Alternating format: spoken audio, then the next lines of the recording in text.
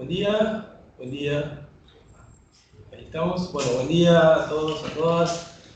Es un gusto presentarlo de vuelta a Víctor. Ya hicimos algunas actividades en el marco del ENCASI en el mes de julio. Así que con esto estamos cerrando algo, pero bueno, el público se renueva, lo vuelvo a presentar y así ella puede arrancar directamente. Víctor Climent es profesor de Sociología en la Universidad de Barcelona y vicerrector de Relaciones Laborales en estado de marcha. Sus principales líneas de investigación son la sociología política, la estructura política de España, la globalización y análisis de partidos de extrema derecha. De todo esto estuve hablando un poco en los encuentros que hicimos acá en la UBA. La sociología del trabajo, el mercado de trabajo y el futuro del trabajo. Ha publicado numerosos artículos científicos y diversos libros.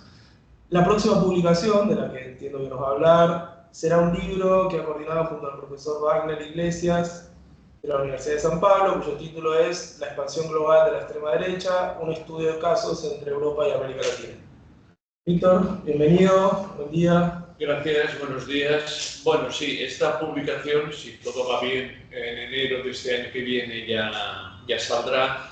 Básicamente, esta pequeña conferencia que os daré, esta charla, se basa un poquito también en todo lo que hemos ido analizando. Pensamos que más allá de los conceptos teóricos que ya se han ido exponiendo, valía la pena establecer una comparativa de casos entre América Latina y Europa Occidental. Y en el libro hemos recogido 10 casos, 5 de Europa y 5 de América Latina, con el contrapunto de Uruguay, que sería el único país que en principio la extrema derecha prácticamente no ha experimentado ningún tipo de crecimiento. Pero bueno, en fin. Por lo que hoy os quería explicar de manera muy esquemática, serán 20-25 minutos de exposición. No entraré tampoco, en principio, en detallar nada de ningún país en concreto, sino que creo que lo mejor sería hacer una exposición general, ¿no? A ver, en primer lugar, en el libro nos encontramos con el problema, no solamente del libro, sino muchísimos expertos y autores se encuentran con el problema de definición. Cuando hablamos de derecha radical o hablamos de extrema derecha, ¿no? Históricamente, la extrema derecha, muy relacionada con los fascismos de Europa en los años 30, eran organizaciones que no aceptaban el modelo democrático o que incluso si entraban dentro de la dinámica democrática, lo que hacían luego, lógicamente, era acabar, cerrar las instituciones democráticas e instaurar una dictadura, una autocracia de carácter totalmente autoritario. La derecha radical la definimos como una derecha con contenidos muy similares, pero que en principio acepta los mecanismos democráticos. Pero es un concepto que cada vez yo creo que es más complejo de definir y de diferenciar, ¿no? Por lo tanto, si me permitís, yo lo que voy a utilizar ya es el concepto de extrema derecha, porque aunque la incorporación de la aceptación del modelo democrático es un hecho en la derecha radical, especialmente la europea, luego la realidad de sus políticas y de sus contenidos implican minar completamente lo que sería el concepto de democracia liberal. Por lo tanto, yo me referiré a extrema derecha ya en todo momento. A ver, características, factores definitorios, lo sabemos perfectamente, se caracterizan por autoritarismo, es decir, en la creencia de una sociedad perfectamente ordenada, ley y orden, y después también características muy relacionadas con un nacionalismo muy extremo, un nacionalismo en el que lo que se intenta siempre es buscar elementos de confrontación contra enemigos externos para reafirmar su discurso nacionalista a nivel nacional. En principio, esa sería una característica que yo creo que es común en todo el mundo occidental, ¿no? Populismo. A ver, básicamente el populismo, para sintetizarlo, lo sabemos perfectamente, soluciones simples a problemas complejos. Es la fórmula que utilizan de manera repetitiva las extremas derechas en ambas partes del Atlántico. Sí que podemos establecer alguna pequeña diferencia, porque probablemente en América Latina, y aquí vosotros me podéis, digamos, corregir si me equivoco, el populismo también viene a ser, digamos, un elemento para aludir a la mala gestión económica o a la mala gestión política de determinados partidos políticos, ¿no? En cambio, en Europa se circunscribe más pues, a eso, al dar un marco de solución simple a problemas que son o extremadamente complejos o muy difíciles de poder solucionar, ¿no? Y después del tema del nativismo, que lógicamente implica que las extremas derechas siempre lo que preconizan es que las poblaciones de los estados tienen que ser poblaciones nativas, tiene que haber un control estricto, muy estricto de los flujos migratorios, porque un exceso de inmigración pues, pone en peligro la pureza, desde un punto de vista etnicista, la pureza de las poblaciones que ellos dicen defender, ¿no? A ver, ¿cuándo irrumpe de verdad la extrema derecha? El fenómeno de la extrema derecha, lógicamente, existe desde hace muchísimas décadas, pero desde una visión más moderna, yo situaría el punto de inflexión a partir de la gran crisis de 2008-2015. Es el momento en el que se produce un cambio, y ese cambio implica, desde el punto de vista político, y esto creo que es importante remarcar, el debilitamiento extremo de las tres grandes familias políticas que, sobre todo en Europa occidental, han gobernado, desde después de la Segunda Guerra Mundial hasta la segunda década del siglo XXI. Me refiero a la familia socialdemócrata, a la familia demócrata cristiana y a la familia liberal. La victoria de Trump en el año 16 y luego en el año 24, la victoria de Meloni en el 22, la victoria de Wilders en el 23, la de Milei también en el 23, junto con el ascenso constante de los partidos de extrema derecha, como puede ser Vox, como puede ser la Agrupación Nacional de Le Pen, la FD alemana, la Reform UK, la Farage, etc., lo que nos indica es que es un fenómeno que existía, pero que se fortalece a partir de un momento histórico concreto. Y ese momento histórico concreto yo me aventuro a afirmar que es justamente esta crisis financiera, que significa, digamos, por una parte, el agotamiento del modelo neoliberal imperante desde principios de los años 90 y sobre todo el principio y el fin del proceso del paradigma económico de la globalización. La globalización evidentemente aún existe, pero empieza realmente a agotarse a partir del 2008 en adelante. Si tenemos que definir factores, factores que en cierta manera han influido en el fuerte crecimiento de la extrema derecha, yo estos factores sobre todo los resumiría en factores económicos, en factores políticos, en factores electorales y en factores político-culturales. Y entonces, como creo que lo interesante es que luego debatamos en profundidad todos los temas que nos pueden interesar, yo lo que haré será apuntarlos para más o menos situar un poquito todos estos factores de crecimiento, que yo creo que son bastante generales a lo que sería el mundo occidental, ambas partes del Atlántico.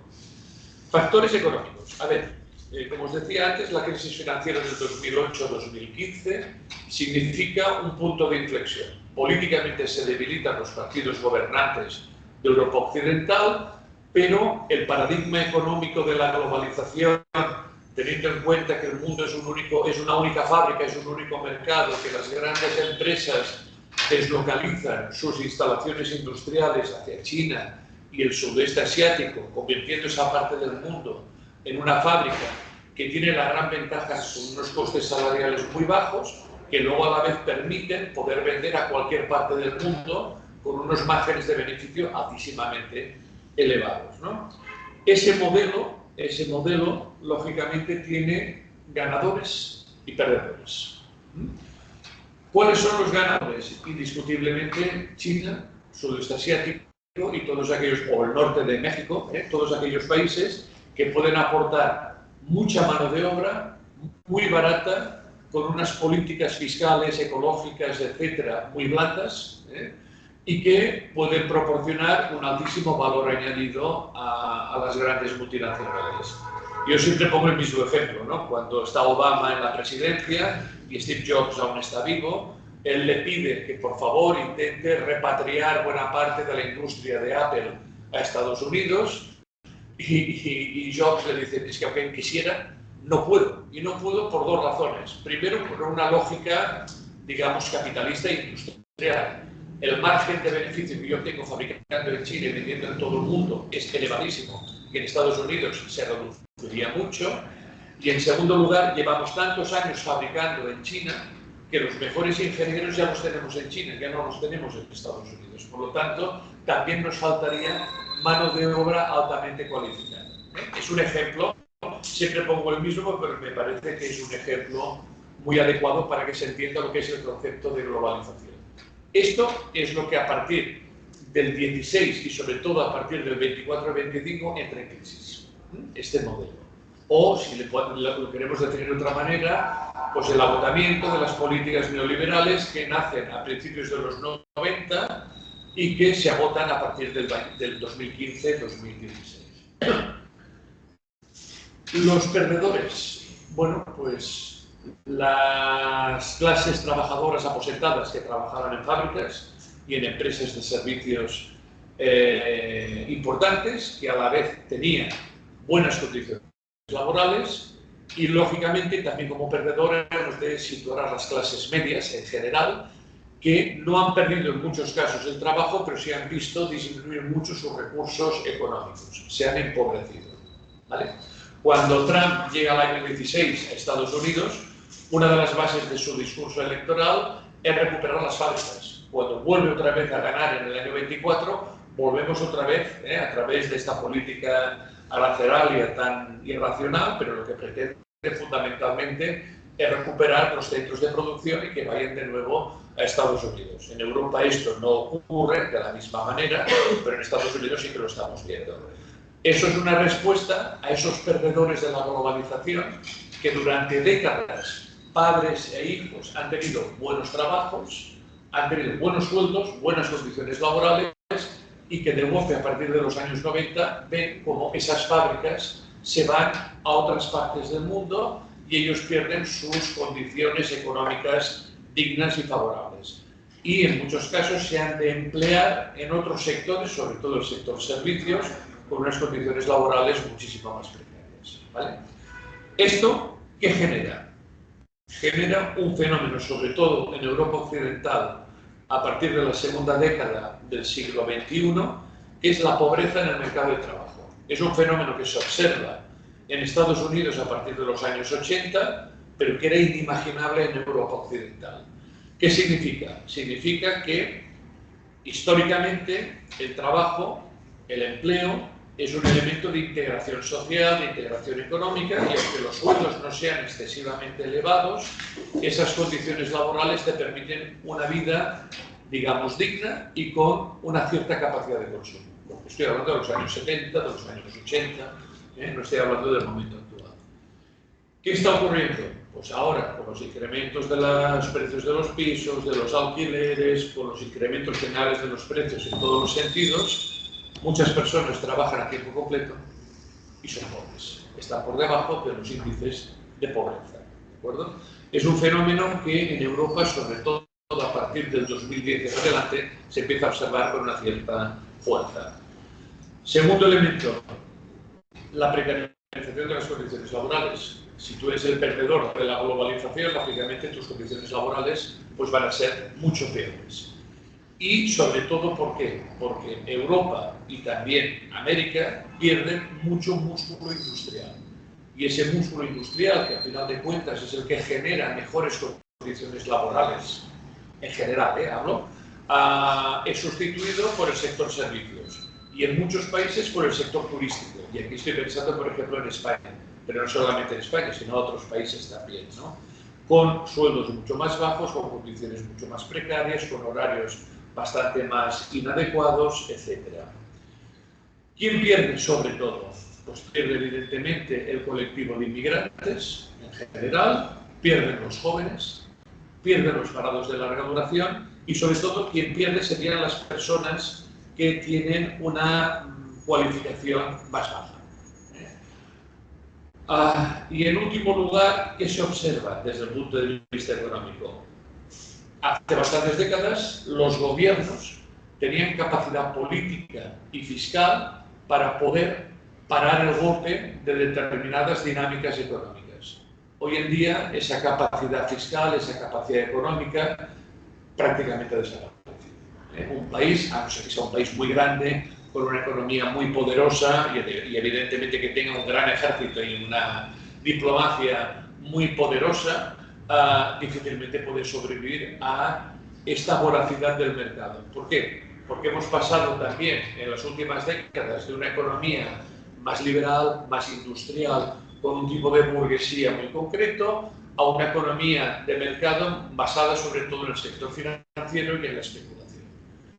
Y eso también tiene connotaciones de clase, es decir, la burguesía de los años 50, 60, 70, 80 es una burguesía apegada al territorio. Tú conocías al propietario de la fábrica, tú sabías quién era ese señor. Hoy en día no lo sabes, es un fondo de inversión, es un fondo de pensiones, es un grupo que no se sabe exactamente por quién está formado, pero la propiedad es una propiedad muy etérea. Entonces, esa clase dominante que antes era perfectamente observable y situable, ahora es una clase corporativa, utilizando un concepto que a mí personalmente me gusta, de ámbito mundial, que tiene una enorme influencia en los grandes organismos internacionales y que a la vez se basa sobre todo en un modelo altamente especulativo. A ver, un ejemplo para que entendamos también bien este concepto. En España y en otros países europeos se han puesto una serie de multas multimillonarias a las compañías aéreas de bajo coste, especialmente a Ryanair, ¿vale? Por el problema de siempre, la maleta de cabina. Es una guerra de nunca acabar. Bueno, pues el ministro de Comercio español, Pablo Justici, decide imponer 180 millones de multa a 3 compañías de bajo coste, Ryanair, Vueling y Volotea, y Ryanair, lógicamente, pues se defiende, es una empresa muy potente, con mucha capacidad de mercado, y presenta una demanda en la Comisión Europea al comisario de Transportes. Bien, el comisario de Transportes, antes de atender la entrevista con el ministro español, atiende la entrevista con el CEO de Ryanair. A ver, es un ejemplo anecdótico, pero que yo creo que nos indica exactamente esa capacidad de influencia que tiene esa clase corporativa mundial basada pues justamente en esa influencia en los organismos supranacionales. Bueno, este sería un primer elemento que yo creo que nos permite situar un poquito lo que sería el cambio de paradigma económico. A ver, factores políticos. Los factores políticos implican la extrema derecha. Hemos de partir de la base que es extremadamente hábil para ligar sus discursos con las grandes bolsas electorales. ¿De acuerdo? Ellos identifican a esos perdedores, que las características ya más o menos las he definido, y lógicamente lo que les facilita es un discurso sencillo, un discurso simple. Oiga, no se preocupe, yo voy a forzar como sea que las fábricas que están en China, Vietnam, Laos y Tailandia vuelvan de nuevo a Estados Unidos, a España, a Francia, a Alemania, sin problemas. Es evidente que esas fábricas no van a volver. Es evidente, porque la lógica capitalista así lo indica. Pero esas personas que en muchos casos tienen situaciones bastante desesperadas, lo creen. Y como lo creen, y hay algunos pequeños ejemplos de algunas pequeñas fábricas que sí que pueden volver al territorio nacional, pues apuestan de manera clara por ese tipo de opción política y por ese tipo de discurso, ¿no? Luego, ¿cuál es el caldo de cultivo de la extrema derecha? Lo sabemos todos. Esas personas pues, que han perdido sus condiciones laborales, personas con pocas capacidades técnicas, personas que tienen problemas para poder desarrollar una carrera mínima dentro de la estructura económica de los países desarrollados, y es una masa que cada vez cambia más y que ha afectado además también a una parte importante de las clases medias. Si no fuera así, es imposible entender que el Frente Nacional en Francia supere tranquilamente el 25%, o que la CID en más de la mitad de los estados federales de Alemania haya tenido más del 30%, o que el propio Vox esté ya escalando el 15%, dirigiéndose a toda prisa hacia el 20%. Sí, no solamente los colectivos menos cualificados, sino sin esas bolsas importantes de clase media, es muy difícil entender el crecimiento de la extrema derecha. Y luego, claro, también hay otros elementos. La corrupción. Bueno, la corrupción política es inherente al sistema, a las instituciones, incluso a la condición humana. Y claro, la corrupción política afecta sobre todo a los partidos que han gobernado en las últimas décadas. Cada vez que salen casos de corrupción importantes, esos partidos se debilitan más, hasta que llega un momento que prácticamente desaparecen. Por ejemplo, el Partido Socialista en Francia, en Italia, en Bélgica, en Holanda, ha desaparecido. No queda ni rastro. En Alemania está en retroceso, y uno de los pocos países donde el Partido Socialista aguanta el tipo es en España, cuando antes era una familia mayoritaria. Estoy hablando de hace 20 años. Hoy en día, prácticamente a nivel europeo, la familia socialista ha adelgazado muchísimo. Otro factor, el tema electoral. Claro, durante muchos años también se ha confiado en los sistemas electorales. Barreras del 3%, barreras del 5%, sistemas mayoritarios de candidato único que impedían que la extrema derecha pudiera llegar a conseguir un resultado electoral importante. En Francia, Marine Le Pen obtenía entre el 15 y el 18% de las elecciones legislativas y en cambio tenía una docena de diputados sobre más de 600. Bueno, el sistema electoral hacía su trabajo, pero claro, ¿cuál es el problema? En el momento que tú superas el 5% o ya eres capaz de ganar en circunscripciones de candidato único, entonces la extrema derecha empieza a obtener los mismos réditos electorales que los laboristas, que los socialdemócratas, que los conservadores, que los democratanos, etc. Por lo tanto, esta es una barrera que prácticamente ya ha desaparecido. Y en último lugar, yo lo que querría sería también indicar 4 cositas que yo creo que son interesantes dentro del contexto político y cultural. En primer lugar, el discurso de la inmigración, anti-inmigratorio, característica propia de todas las extremas derechas del mundo occidental. No obstante, aunque sigue siendo un factor característico, ya no es uno de los factores más importantes de su discurso.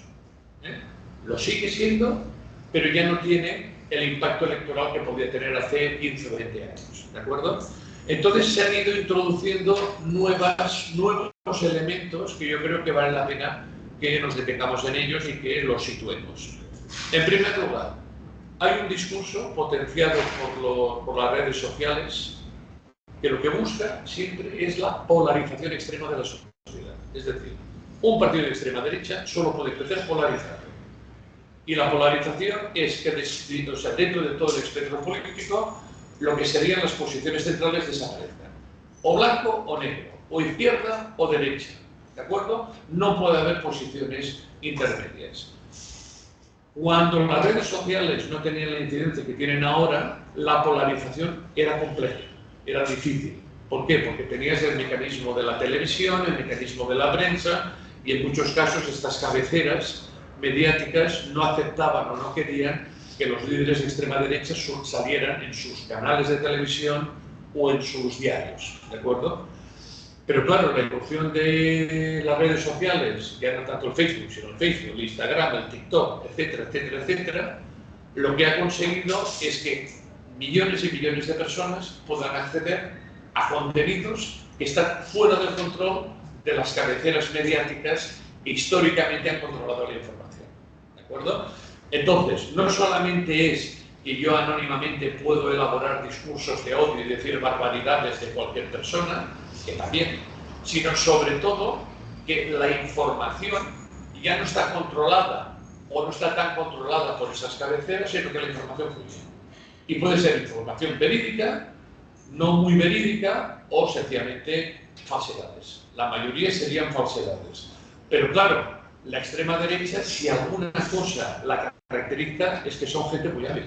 Y ellos desde el principio ya vieron que el discurso solamente lo podían potenciar a través de los mecanismos de redes sociales. Yo creo que este es un elemento también importante de investigación.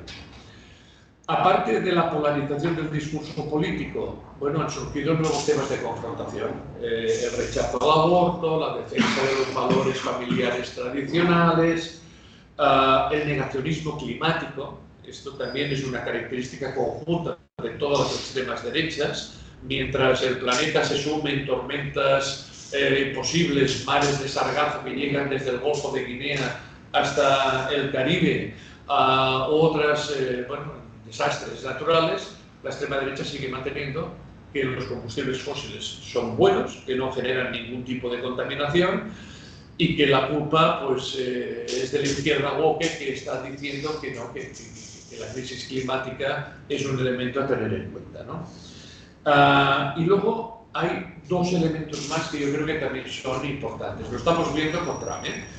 La lucha descarnada contra lo que podemos denominar el fenómeno woke, el wokismo, entendido como ese buenismo con las minorías y otros elementos.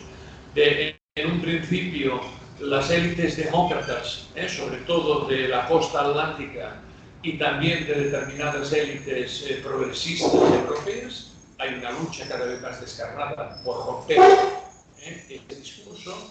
Y en último lugar, la última novedad es también la lucha cada vez más descarnada contra las nuevas políticas de género. Solamente hace ver, esto es necesario ver lo que va saliendo de estos discursos para ver que este se está convirtiendo también en un elemento central. Bueno, 30 minutos, yo creo que podríamos iniciar.